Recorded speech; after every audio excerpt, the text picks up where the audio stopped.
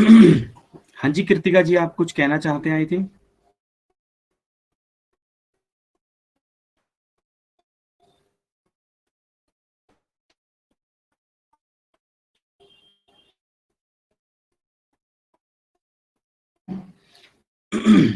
तो चलिए साथियों, जैसा कि मैंने आपको अभी बताया कि एक बार दोबारा से हम रिपीट कर देते हैं जब तक किसी का कोई सवाल नहीं है। तो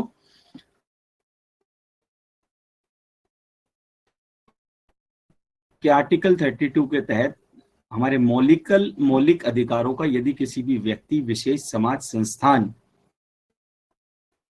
या सरकार के द्वारा उल्लंघन किया जाता है तो आर्टिकल 32 हमें यह अधिकार देता है कि हम सुप्रीम कोर्ट के समक्ष अपनी पिटीशन फाइल करके, डायरेक्ट सुप्रीम कोर्ट के समक्ष, ऐसा नहीं कि सिर्फ सुप्रीम कोर्ट के समक्ष, डायरेक्ट सुप्रीम कोर्ट के समक्ष अपनी पिटीशन फाइल करके अपनी अर्जी लगा सकते हैं और उसके ऊपर कोर्ट जल्द से जल्द न्याय करेगी, कोर्ट जल्द से जल्द उसके ऊपर सुनवाई करेगी। ये हमारा आर्टिकल 32 कहता है कि यदि कानून बना दिया जाए और उस कानून को पालन कराने की शक्ति ना दी जाए तो कानून बनाया जाना व्यर्थ है। इसी कॉन्सेप्ट को ध्यान में रखते हुए हमारे संविधान निर्माण के समय आर्टिकल 32 और आर्टिकल 226 कॉन्स्टिट्यूशन रखा, जो कि हमारे संविधान का पार्ट है। जी प्लीज बताएं आप अपने क्वेश्चन आंसर। तो सैटरडे को होता है ना अपना क्लास, क्योंकि उस दिन अपन को ज्यादा क्वेश्चन पूछ सकते हैं ना हम। प्लीज सैटरडे को अभी ना कुछ टाइम के लिए कुछ और वर्क भी चलता है, तो बैकग्राउंड में हम कुछ और काम करते हैं, तो सैटरडे को नहीं होता, ये मंडे ट्यूसडे वेडनेसडे होता है। और कल थोड़ा कुछ पर्सनल प्रॉब्लम थे, इश्यूज थे, इसलिए मैंने कल वेबिनार नहीं कर पाया। तो अभी मेरी कोशिश रहेगी कि आज ट्यूसडे वेडनेसडे और थर्सडे हम इसको कंटिन्यू कर लें, और जैसे ही अगर इनके सैटरडे को करेंगे तो हम आपको इन्फॉर्म कर देंगे प्रायर। जी प्रिया जी बताएं प्लीज।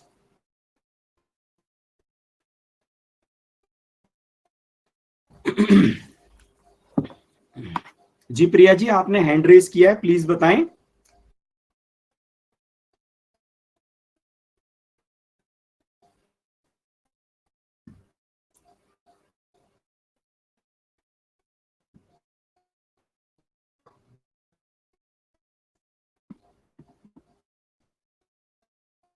सर हमारे साथ जो एडवोकेट बैठते हैं उनका तो हमें नंबर मिल सकता है क्या सर? कौन से एडवोकेट मैडम आपके साथ बैठते हैं? अभी तो जो एक तो जो नंबर है वहाँ से हम लोग डायरेक्ट उनसे ये सब बातें कर सकते हैं ना, ये कुछ क्वेरीज है तो सर? नहीं, बिल्कुल आप क्वेरी रहेगी आप कर पाएंगे, लेकिन मैं ये जानना चाहूंगा कि आप जिनसे बात करना चाहते हैं वो कौन साहब हैं? जो आता है ना हमको एक मैसेज आ जाता है ना, हाँ तो उस वो तो मैं समय ही में हूँ ना, वो तो मैं ही हूँ, ये भी कर रहे हैं। वो तो मैं ही हूँ। जी, मैं आपके लिए अवेलेबल रहता हूँ, आपको जब चाहे मुझसे बात कर सकते हैं। तो वीडियो कॉन्फ्रेंसिंग पे हम इस समय लगभग अवेलेबल रहते हैं रोज, या फिर हफ्ते में 3 दिन। हम इसे कोशिश करेंगे आगे और बढ़ाने की, ताकि इसमें डेज इंक्रीज किए जा सके, ताकि आपकी प्रॉब्लम को ज्यादा से ज्यादा सुना जाए।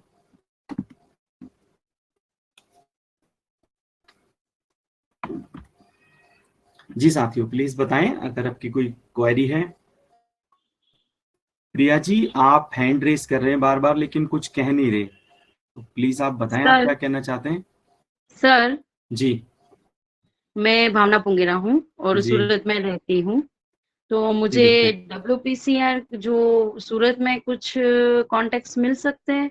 हाँ मैडम, वो आप हमारी जो नेशनल एडवाइजर है, वो जो है हमारी कोऑर्डिनेटर है, आप उनसे बात कीजिए, वो बताएंगे आपको। जो ग्रुप के अंदर मैसेज डाल देना, वो बता देंगे कि आपको। मेरा अभी है ना कोर्ट में केस चल रहा है इन लॉस के हिसाब से, और 14 साल की बेटी है और 12 साल का यानी कि 12 साल का बच्चा है।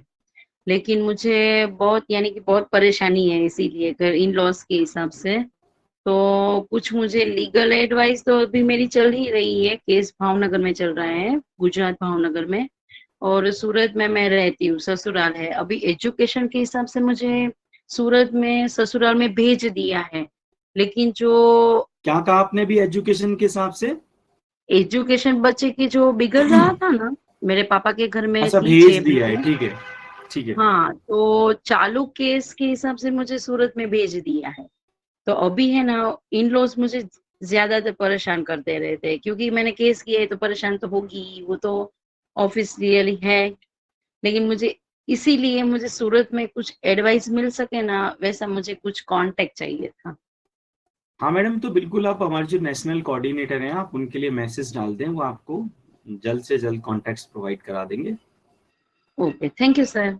वेलकम।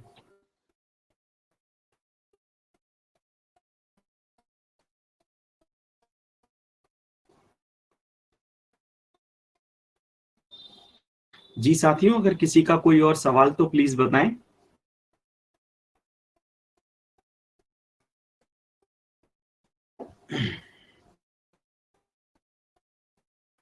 हेलो जी।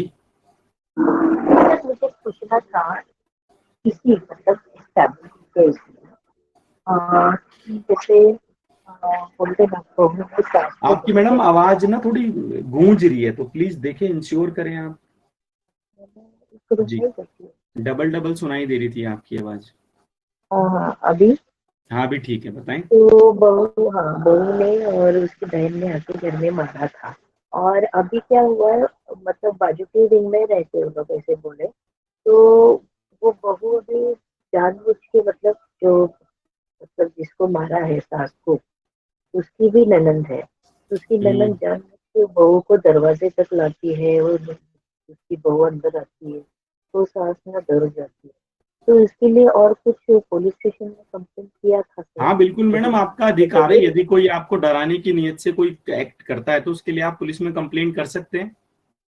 नहीं बिल्कुल, सर, जब ये मारा आपका था अधिकार है। उसको, जब मारा था ना तो पूरे हम्म। नखून विखून सब लगाए थे, सब हाँ तो मैडम मारा था। बिल्कुल, देखिए, यदि इसमें आपके साथ कोई भी तो इलीगल एक्टिविटी होती है तो आपका अधिकार है कि आप पुलिस में कंप्लेंट करें। कंप्लेंट करते हैं, लेकिन सर वहाँ पे वो लोग ने सादा एमसी करके दिया था, इतना मारा था। और पुलिस स्टेशन में भी उनको बोला था कि इतना सब लगा है, खून आया है गले की, यहाँ पे नखून लगे तो इसके लिए कुछ है क्या? तो बोले नहीं नहीं, ये तो सादी बात है, आप लोग अभी जाएंगे तो मेरे पास आप लोग आ जाएंगे, कुछ नहीं हो जाएगा, यही हम लोग जो लिख के दिए है तो वही। मैडम फिर अगर पुलिस ने और कुछ उसके नहीं बाद किया आपकी कंप्लेंट, तो आपको कोर्ट जाना चाहिए। अच्छा, तो उसमें सर ना 3 जनों ने मिलके मारा था वो सास को, उसकी माँ ने, वो उसकी माँ ने, बहू ने और उसकी बहन ने। लेकिन जब ये ऐसे करने को गए ना वो लोग, तो खाली जो छोटी बहन है ना उसकी उन्होंने नाम तो बस उनका तीनों का डाला था। लेकिन जो बोलते हैं ना कि इसके बाद हम नहीं करेंगे तो चिट्ठी लेकर देते हैं, तो उसमें उन्होंने सास को भी दिया है और वो छोटी लड़की को भी दिया है। लेकिन वो बहू और उसकी माँ को ऐसा पुलिस ने कुछ लेटर दिया ही नहीं, मेरे ख्याल से उन्होंने ना खुद से पैसे खाए थे, इसलिए सब चुपचाप है, 1 डेढ़ साल होने को आया। अभी क्या हुआ है, जो मारा है तो बहू को मैडम फिर आप उनको समझो, जबरदस्ती। देखो, सिर्फ मारने से, कंप्लेंट से काम नहीं चलेगा। अगर आपको ऐसा लगता है कि पुलिस ने काम नहीं किया तो आप डायरेक्ट कोर्ट चले जाओ। कोर्ट में आपके पास रेमेडी है। आपने किसी लॉयर से डिस्कस किया इस रिगार्डिंग कि आपको मारा गया, पीटा गया, लेकिन पुलिस ने हमारी कंप्लेंट नहीं लिखी, या लिखी तो उस पर एक्शन नहीं लिया? आपने किया? एफआईआर करने का था ना सर, उन्होंने एफआईआर नहीं लिया है। मैडम एफआईआर अभी कभी ली इनकी नहीं तरफ जाती, लिया। Try to understand. पहले मैं आप सभी साथियों को ये बताना चाहता हूँ, देखिए, एफआईआर और कंप्लेंट में क्या फर्क होता है। देखिए, जब भी आप कोई भी लिखित शिकायत किसी भी अधिकारी या किसी भी संस्था के समक्ष देते हैं तो उसे हम शिकायत कहते हैं। एफआईआर का मतलब होता है जब वो शिकायत किसी फॉर्म में बदल जाए पुलिस स्टेशन के अंदर। समझे आप मेरी बात? फर्स्ट इंफॉर्मेशन रिपोर्ट, एफआईआर की फुल फॉर्म है फर्स्ट इंफॉर्मेशन रिपोर्ट। जब हम किसी को किसी भी कोर्ट में, सॉरी कोर्ट में कह रहा हूं, किसी भी थाने में या किसी पुलिस ऑफिसर के समक्ष अगर कोई लिखित में कंप्लेंट फाइल करते हैं तो उसे हम शिकायत देना कहते हैं। ठीक है? जब वो शिकायत पुलिस समझती है कि हाँ, इसके ऊपर हमें प्राथमिकी तौर पे एक जांच करनी चाहिए और इसके ऊपर हमें मुकदमा रजिस्टर करना चाहिए, तब पुलिस उसको एफआईआर में कन्वर्ट करती है और फिर एफआईआर रजिस्टर्ड होती है। ठीक है ना? तो मैं आप सभी साथियों को, क्योंकि आप एक डब्ल्यूआरपीसी के मेंबर हैं, तो मैं आप सभी को ये बताना चाहूंगा कि प्लीज आप ये सब चीज ध्यान रखें कि एफआईआर और कंप्लेंट में बहुत फर्क होता है। जब भी किसी पुलिस स्टेशन में कोई एफआईआर रजिस्टर हो जाती है तो पुलिस की अकाउंटेबिलिटी बन जाती है कि उस एफआईआर के ऊपर इन्वेस्टिगेशन करे, अगर कुछ नहीं मिलता तो क्लोजर फाइल करे, और अगर कुछ मिलता है तो चार्जशीट फाइल करे, एक्यूज को अरेस्ट करे, बेल करे, ये सारे राइट्स उनके पास, इन्वेस्टिगेशन करे, जांच करने जाए, अगर एमएलसी है तो उसको इन्वेस्टिगेट करे, अगर कुछ ऐसा मिला है कि जो एफएसएल भेजना चाहिए तो उसको एफएसएल भेजा जाए। तो ये सारे के सारे अधिकार आ जाते हैं, ये ड्यूटी बाउंड हो जाती है पुलिस ऑफिसर। अच्छा, कंप्लेंट के अंदर कोई भी पुलिस ऑफिसर आईओ कंप्लेंट मतलब कोई ड्यूटी बाउंड नहीं होता, वो बस अपनी प्राइमरी इन्वेस्टिगेशन करता है, चाहे उसके ऊपर एक्शन ले या ना ले। तो आप सभी को ये समझना बहुत जरूरी है, कंप्लेंट और एफआईआर दोनों डिफरेंट थिंग्स हैं। ठीक है साथियों। ये एनसी कितना दिन रहती है सर? मतलब एमएलसी, एनसी का रोल क्या? एनसी एनसी करते हैं ना? एमसी क्या होता है मैडम? अच्छा, एनसीआर काटी एनसी होगी क्या वो तो, नॉन, रहती हाँ है? एनसीआर काटी होगी वो तो, उसकी तो कोई ज्यादा वैल्यू नहीं है। आप इसके लिए पुलिस स्टेशन जाके एफआईआर कराएं, एनसीआर में तो नहीं, ऐसी हम छोड़ दें। लेते लिया ही नहीं, उस समय भी नहीं लिया। इतना सब गले पे खून भी दिखा रहा था, मैडम आपने पुलिस कोर्ट में, आपने पुलिस में कंप्लेंट करने के बाद कोर्ट में अप्रोच किया फिर क्या? नहीं सर, तो क्योंकि कोर्ट बहू जाना है चाहिए ना। कहते आप हैं। देखो, देखो जब आप पुलिस के समक्ष गए, उन्होंने कंप्लेंट नहीं ली, आप एक्शन नहीं लिया एक्यूज के खिलाफ, तो फिर आपके पास रेमेडी कोर्ट की आ जाती है, आपको कोर्ट जाना चाहिए था रेमेडी अवेल करने के लिए। समझ रहे हैं आप मेरी बात? ये आपका अधिकार है। अगर आप कोर्ट नहीं जाएंगे तो फिर आपको अधिकार कैसे मिलेगा, बताइए आप। लोग डर के मारे जाएंगे कि ये लोग फिर से आके मारते थे। मैडम ऐसे कैसे हो जाएगा? जिसके ऊपर पुलिस मुकदमा रजिस्टर कर देगी वो आपको दोबारा मार देगा? वो कोई बदमाश है क्या? अगर ऐसा लगता है तो बदमाश आप पुलिस से प्रोटेक्शन ले है। लो यहाँ पे। अगर ऐसा लगता है आपको तो पुलिस से प्रोटेक्शन मांगो कोर्ट से, कि जी मुझे पुलिस प्रोटेक्शन दी जाए, मुझे डर है ये मुझे दोबारा मारेंगे। ऐसे तो मैडम फिर तो गुंडा राज हो जाएगा ना, अगर ऐसे कोई भी किसी को मारने लग जाएगा तो हमने फिर तो बोला लॉ था एंड कि ऑर्डर खत्म हो जाएगा। उनको प्रोटेक्शन देना, तो पता है तुम लोग क्या पुलिस स्टेशन में क्या ये देगी क्या, उसका 50,000 रुपये पेमेंट दोगे क्या, ये देंगे अच्छा, नहीं मैं देंगे? आपके लिए क्या तो मदद बोला कर सकता हूँ अभी आप मुझे ये बताएं। मैं आपकी प्रॉब्लम तो सुन कि ली मैंने, मैं क्या उनको मदद कर सकता हूँ? अभी ये पूछना है सर, अभी वो बहू है ना, उसकी जो सास है, उसकी बहन है, तो बुला बुला के घर में कपड़े बांधने को बुलाते हैं। तो अब ये मैडम सास मैंने डर बोला जाती है। आप उसके रिगार्डिंग पुलिस में कंप्लेंट करो, अगर आपको कुछ ऐसा लगता है तो। जब आप पुलिस में 1 2 3 10 कंप्लेंट देंगे, अगर पुलिस एक्शन नहीं लेगी तो फिर कोर्ट जाएंगे ना हम। तो हम कोर्ट में अगर आपको ये कह दूं कि आप जाके उनके घूसा मार के आ जाओ, ये बात तो गलत हो जाएगी ना, हमारे पर खुद मुकदमा बन जाएगा। तो हमें कानून तो हाथ में लेना नहीं है। अब कानून कैसे काम करता है वो मैं आपको बता रहा हूँ कि आपको पुलिस स्टेशन में कंप्लेंट करनी है, अगर वो एक्शन नहीं लेते तो फिर आप उनके सुपीरियर ऑफिसर को एक कंप्लेंट फाइल करें, नीचे जो आपने पुलिस स्टेशन में कंप्लेंट दी है उसकी कॉपी को अनेक्स करके, और अगर वो भी नहीं सुनता तो फिर आप कोर्ट के समक्ष जाएं 156(3) में।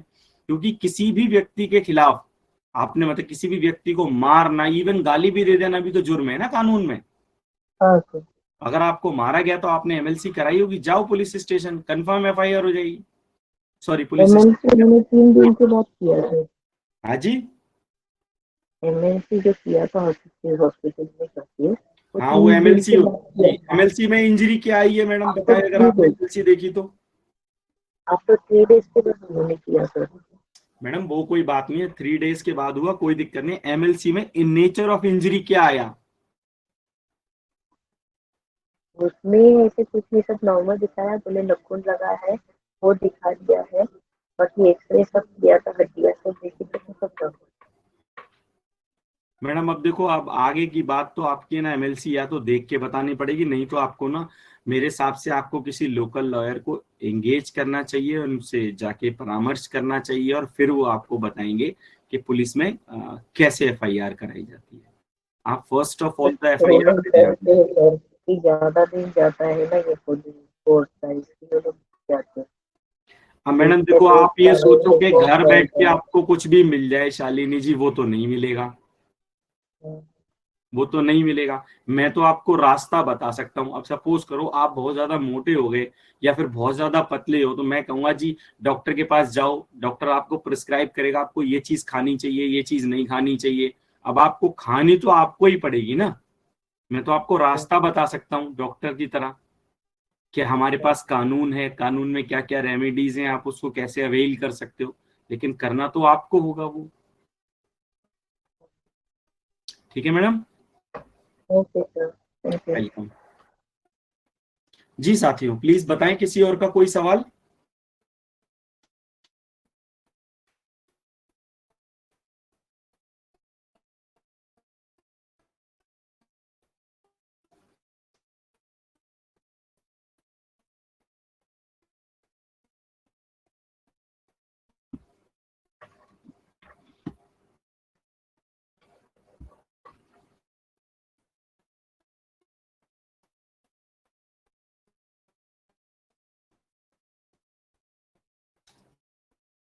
मैं चाहता हूं कि आज आप ज्यादा से ज्यादा सवाल, अपने क्वेश्चंस रेज करें ताकि हम इस टाइम को यूटिलाइज कर सकें। और यदि आप क्वेश्चंस रेज नहीं करेंगे तो हमें आने वाले कुछ समय में 1 या 2 मिनट में इस वेबिनार को यहीं स्टॉप करना पड़ेगा। फिर आपके क्वेश्चंस हम कल सुनेंगे।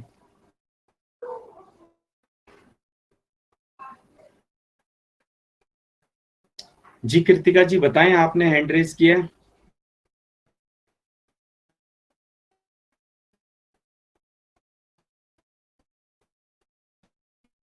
कृतिका जी, अगर आप कुछ कहना चाहते हैं तो पहले अपने माइक को अनम्यूट करें और फिर प्लीज कहें।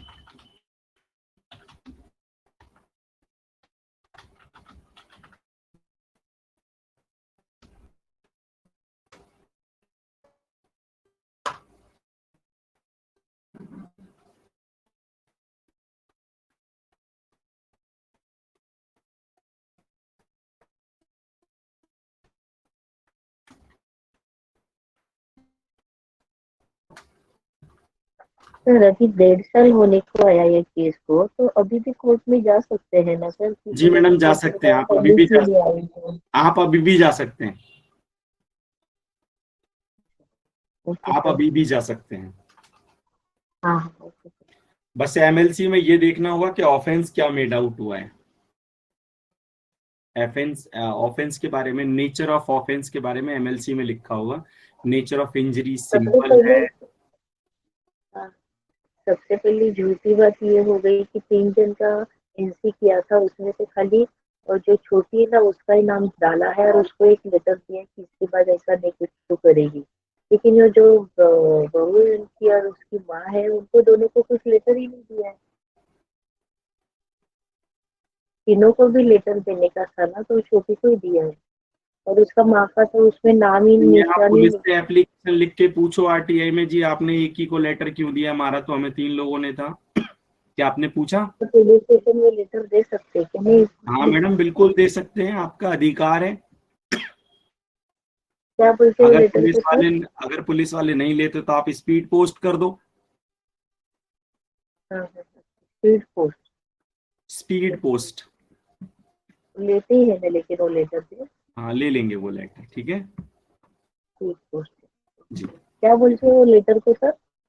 मैडम लेटर मतलब लेटर एप्लीकेशन जैसे हम कहते हैं, वो लिख के देना पड़ेगा ना जी। नहीं, मैं इसकी बेटी को जो दिया है वो लेटर को क्या बोलते हैं? जो बोलते हैं ना कि इसके बाद तू करेगी तो तुझे ऐसा होगा, वो क्या? वो मैडम, वो तो आपको फिर दिखाना पड़ेगा ना, मुझे नहीं पता उन्होंने क्या दिया है। फिर जब तक मैं पढ़ूंगा नहीं, जब तक मैं एनसी उसके दिया बारे था। में कोई राय नहीं दे सकता। ओके, जी। ठीक है सर। तो चलिए साथियों, इसी के साथ हमारा आज का समय समाप्त होता है। मैं आप सभी से अब आज्ञा लेना चाहूंगा और आप सभी का धन्यवाद देना चाहूंगा। इस वेबिनार को सुनने, समझने और सफल बनाने के लिए आप सभी का बहुत बहुत धन्यवाद। नमस्कार, शुभ रात्रि, जय हिंद, जय भारत।